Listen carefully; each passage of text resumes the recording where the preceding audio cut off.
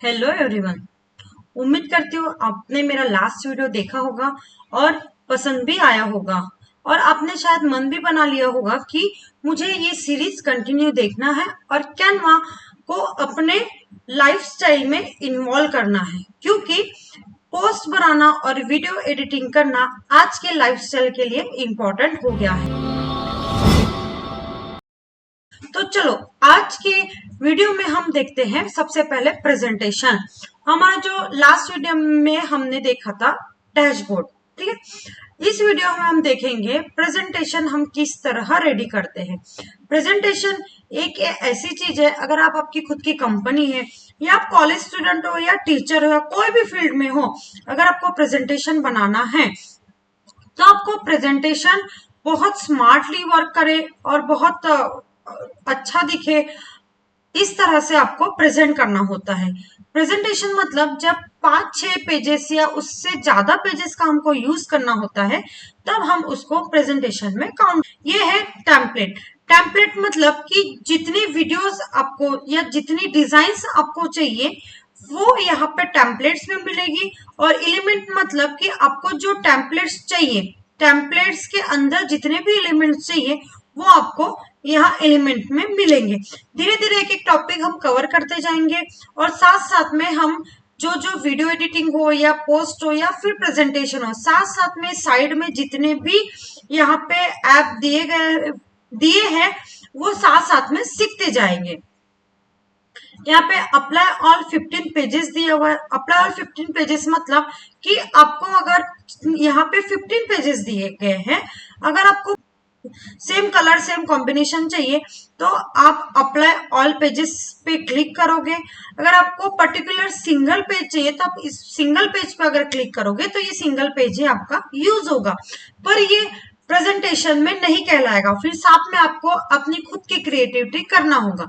अगर आपको खुद की क्रिएटिविटी नहीं करना है, आपके पास इतना टाइम भी नहीं है, तो आपको कैनवा में जो चीज दी गई है उसी का यूटिलाइज करके, जो टेम्पलेट्स दिए हुए उसी का यूटिलाइज करके आपको एक स्मार्टली वर्क करके आपका प्रेजेंटेशन बनाना है। स्मार्टली वर्क मतलब क्या? स्मार्टली वर्क मतलब कि यहाँ पे अगर बिजनेस प्लान प्रेजेंटेशन दिया गया है तो आपको सिर्फ अपना बिजनेस का नाम, या अगर आप टीचर हो तो आप किस चीज का प्रेजेंटेशन बना रहे हो, सेम चीज यहाँ पे सिर्फ टेक्स्ट को डिलीट करना है और आपका नाम लिखना है। ये जो बैकग्राउंड रहेगा वो एज इट इज रहेगा। और यहाँ पे साइड में जो दिया गया है कि यहाँ पे उसके कंपनी का नाम दिया है, हमें इसका यूज नहीं है इसमें। यहाँ पे हम हमारे कंपनी का नाम, नंबर या जो भी चीज आपको डालना है तो आप डाल सकते हो। हमें इसकी नीड नहीं है, हम इसको डिलीट करेंगे। यहाँ पे नीचे में कुछ प्रॉपर्टीज दी है, कुछ एड्रेस दिया हुआ है, हम इसको टीम का नाम दिया गया है, हम इसको डिलीट करेंगे, ठीक है। इसके बाद में यहाँ पे बिजनेस प्लान प्रेजेंटेशन दिया है। अगर मुझे सेम फॉन्ट चाहिए, सेम कलर चाहिए, तो मैं क्या करूंगी, यहाँ पे इसको डिलीट करूंगी और इसको बैक स्पेस करूंगी। यहाँ पे हम सेम, जैसे मैंने कैनवा प्रेजेंटेशन लिखा है, कैनवा प्रेजेंटेशन, तो क्या हुआ, जो कलर था, जो फॉन्ट था, जो साइज थी, एज इट इज यहाँ पे आ गई है। अब जैसे मुझे ये सेम 2029 है, यहाँ पे मुझे चाहिए 2026। अब मुझे क्या करना है, ये अच्छा नहीं लग रहा है ना, तो मैं यहाँ पे डिलीट कर दूंगी। फिर मैं क्या करूंगी, टेक्स्ट में जाऊंगी। टेक्स्ट में आपको देखो add a heading. Add a heading मतलब जैसे मैंने कैनवा प्रेजेंटेशन लिखा है वो हो गया हेडिंग। एड अ सब हेडिंग मतलब उससे रिलेटेड हमको छोटे स्मॉल साइज में अगर कुछ लिखना है तो वो हो गया सब हेडिंग। अगर हमें बहुत छोटे छोटे, जैसे कि यहाँ पे प्रेजेंटेड बाय लिखा हुआ है, वो हो गया सब हेडिंग। तो मैं टेक्स्ट में जाऊंगी और एड अ सब हेडिंग लिखूंगी। यहाँ पे लिखूंगी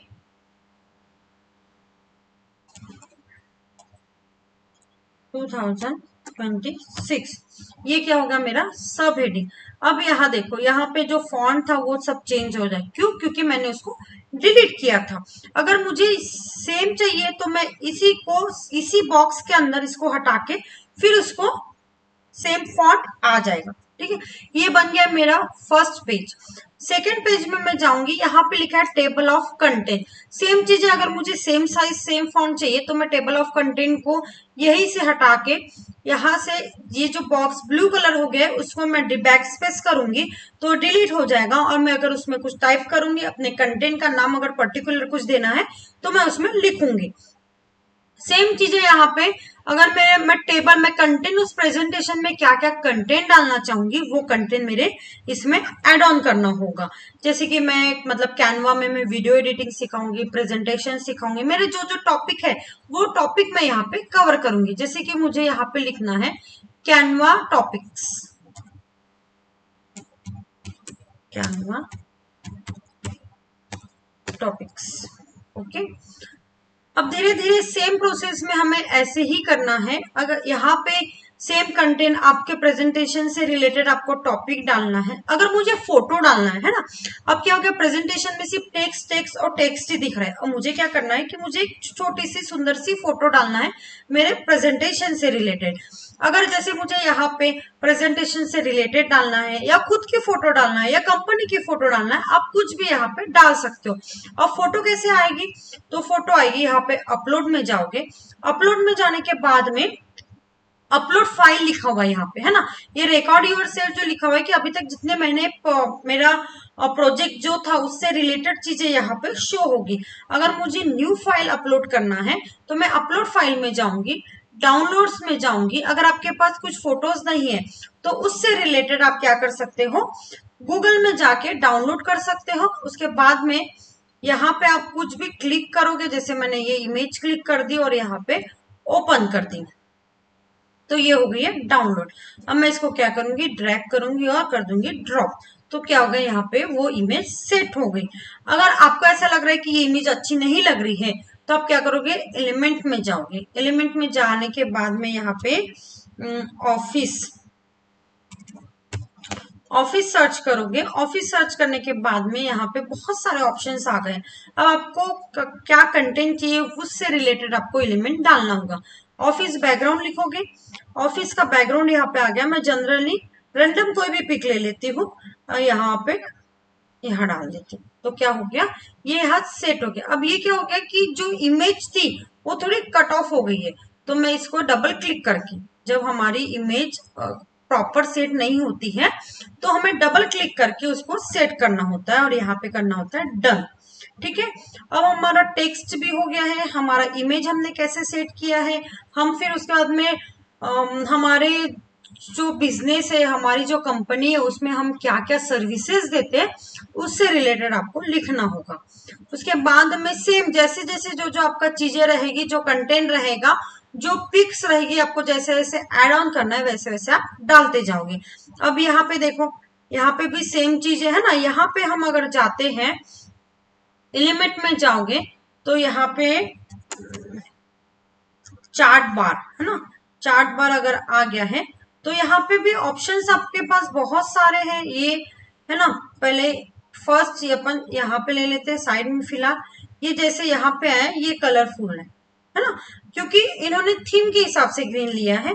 आप यहाँ पे अगर ये क्लिक करते हो तो यहाँ पे ऑप्शंस दिए कलर चेंज करने के, तो आप कलर चेंज करके भी, अगर आपको चार्ट चेंज करना है तो आप चार्ट भी चेंज कर सकते हो। वो एलिमेंट में जाके चार्ट बार अगर आप सर्च करोगे तो आपको बहुत सारे टाइप के चार्ट बार मिलेंगे।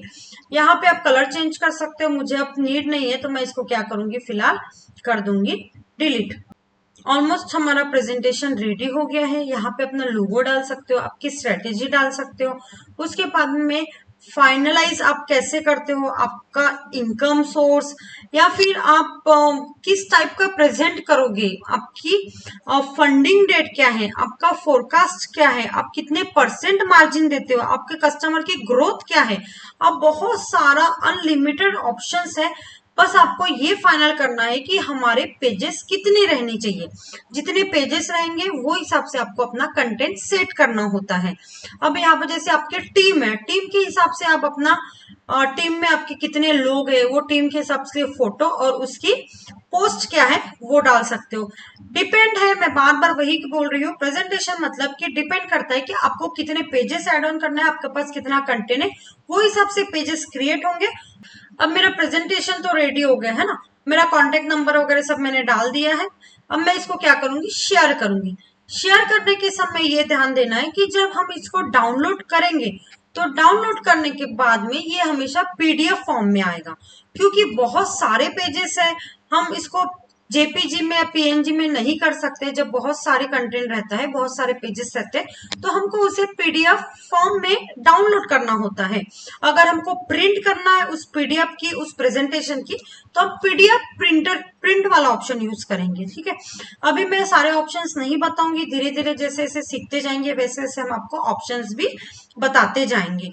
पीडीएफ स्टैंडर्ड में क्लिक करोगे, फिर डाउनलोड करोगे, तो ये फाइल आपके ब्राउजर में डाउनलोड हो जाएगी। आप इसको शेयर भी कर सकते हो, और उम्मीद करती हूँ कि मेरा ये वीडियो आपको पसंद आया है और मेरा सिखाया हुआ प्रेजेंटेशन आपको समझ आया है। अगर आपको प्रेजेंटेशन में कुछ भी दिक्कत आई होगी या समझ नहीं आ रहा होगा और इजी वे में आपको समझना होगा, तो मेरा नंबर, यूट्यूब चैनल की लिंक डिस्क्रिप्शन में दी गई है।